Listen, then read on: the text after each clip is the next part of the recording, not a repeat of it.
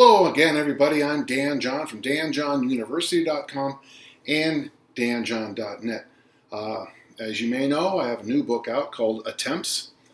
Very happy with this book, very proud of it. Picture me in a black polo on the back. What are the chances? When I write a new book, people say to me, and it's kind of an interesting question, what's your favorite part of the book? And I'm like, well, I've got a whole section on easy strength in the back that I think is really good. I think it unpacks the basics of the book I wrote about a decade ago with Pavel, and it expands in the real world applications of it. There's things on Olympic lifting in there with easy strength, and I'm very proud of that. The sections on health, they're pretty good. On goal setting, they still make me laugh. But I think if you're going to say my favorite, it would be the section on fluid and crystallized intelligence and how I applied it to Beowulf. Okay, fluid and crystallized intelligence. Well, this comes from Raymond Cattell. He was a researcher back in the 1940s who came up with a really interesting insight, is that we have two kinds of intelligence. I guess I have crystallized intelligence when it comes to certain fields: history, political science, geography, and of course strength and conditioning, and track and field. I've read a lot of books, I've sat through a lot of classes, I've taken a lot of notes, I've lectured a lot. I have this library of knowledge in certain topics where if you ask me a question in weightlifting, sometimes you'll be like, okay, I don't need the entire history of weightlifting, but I can't help myself. I want to make sure you understand the depth of the question you asked. Fluid intelligence is something different. And it's that, well, I like to think I'm okay with it because I have the traditional liberal education, which means the education of a free person. When I first learned computers, I learned them on a Mac, like I have here today. And then my next job, I got a PC, and they wanted me to take a course on how to use a computer. And it was like, well, is there an on-off button? Yeah, but it's completely different. Well, I figured out a PC within weeks. So at home I had a Mac, at work I had a PC, and I was fine because I'm not a slave to either one. I'm fine, and that's fluid intelligence. Fluid intelligence is when things come at you in real time. Watching my grandchildren, Danny and Joe, play with iPads when they were 18 months old and pulling up shows, that's fluid intelligence. They didn't ever take a course. They just looked at mommy pressing buttons, and there they are. Now, next, if you know me, I hate binary. And binary would be it's either crystallized or fluid. Well, I was thinking about this because when I work with athletes especially, there's more to it than just fluid or crystallized intelligence. There's a lot more. So I went back to my college, my second published paper. My first was on King Arthur. My next one was Conservation of Detail, a new look at the Beowulf poet. And by the way, I look at this today and I'm like, yeah, that's pretty good. Well, I learned a lot studying Beowulf. I learned a lot.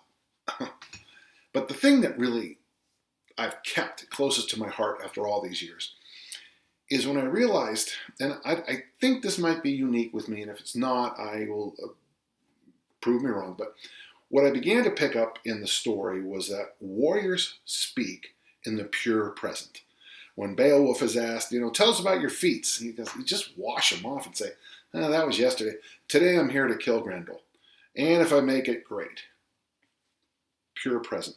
I've often thought that the elderly, children, the sick, artists, and athletes all live in the pure present. If you like a musical group and they come up with a few dogs, all of a sudden you don't like them anymore because, what have you done for me lately? It could be a song. With athletes, the person who wins the 4 gold medals gets a silver, and you're like, they're awful, and they're not.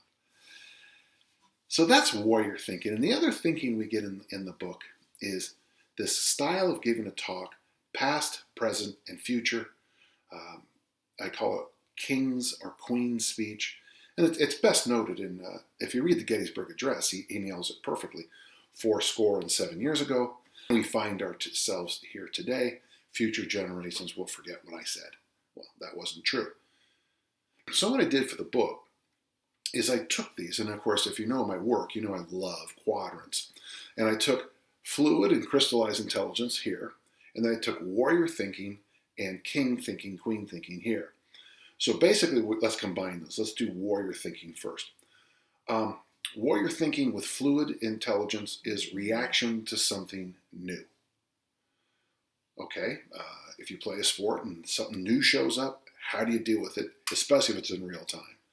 Warrior thinking with crystallized intelligence is what you get from Yoda in Star Wars.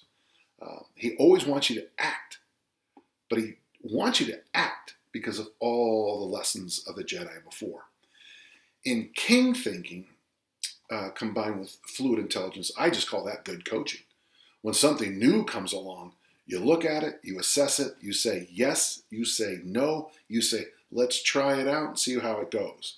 To me, that's king thinking with something new. And of course, something I'm doing more and more in my years is king thinking with crystallized intelligence, and really we call that mentoring.